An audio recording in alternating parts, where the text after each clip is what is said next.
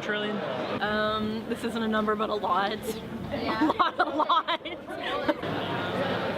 Couple $trillion? No, some trillion. Last I heard, like 6-7 trillion. I don't know for sure though. It's over $1 trillion, I know that. I don't know how much though. It's definitely over $1 trillion. I would go with that. 17.4 trillion-ish.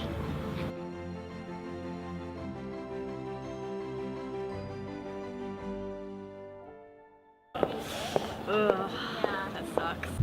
No way. Okay, so I was off by 10. Nice. I think it makes it harder to get scholarships, grants, federal aid, and not only does it make it harder to get it, it makes it harder to pay it back eventually. Your tuition has had to skyrocket, you and the students before you, to offset the lack of public support because of increasing debt and you know, the desire to have taxes and other inputs to the government decrease. You gonna answer one? I feel like all I can think to say is that we're screwed.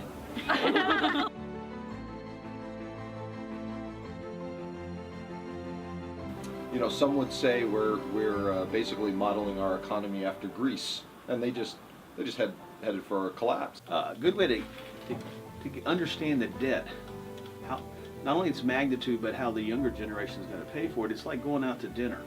You go out to dinner and say it's 9 o'clock, and you sit down and you have a good meal, and you ask the waiter to bring you the check, and the next thing you know, he brings you a stack of checks, and it's about 4 or 5 high, and you say, look, I didn't order all this stuff.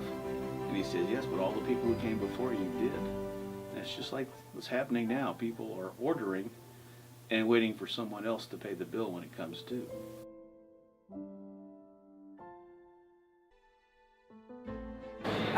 My biggest view on that is we should greatly reduce our war spending. Our artillery and military spending, I think, is unbelievably ridiculous.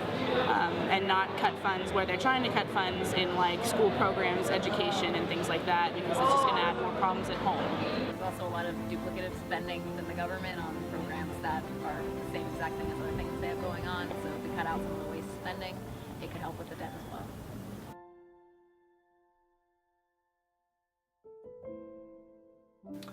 It'd be really beneficial for the younger students because the burden that is going to be generated by these deficit spending in the form of future interest payments and which will escalate over time both in their quantity and in the cost of debt will be borne by them.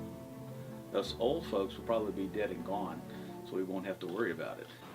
We don't have enough knowledge in our general populations of what these impacts are. So when you see the talking heads on television talking about the impacts, the negative things that the national debt might occur, I'm not sure people understand the issues. They align with their party. If they're Democrats, they believe one way. If they're Republicans, they believe another way, because that's what their talking head is saying without really understanding the issues.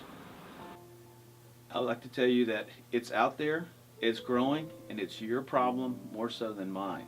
And when the time comes to pay it off or to seriously address its effects, you will be straddled with the burden. And so if this campaign sparks them to be like, yeah, we really do need to get our debt in control, and they end up being president or the main lawyer of everyone ever or whatever, then they could make a difference. Because me individually, I can't do anything about it. But a campaign can do something, and one very important person that's part of this campaign could do loads more than I could singly.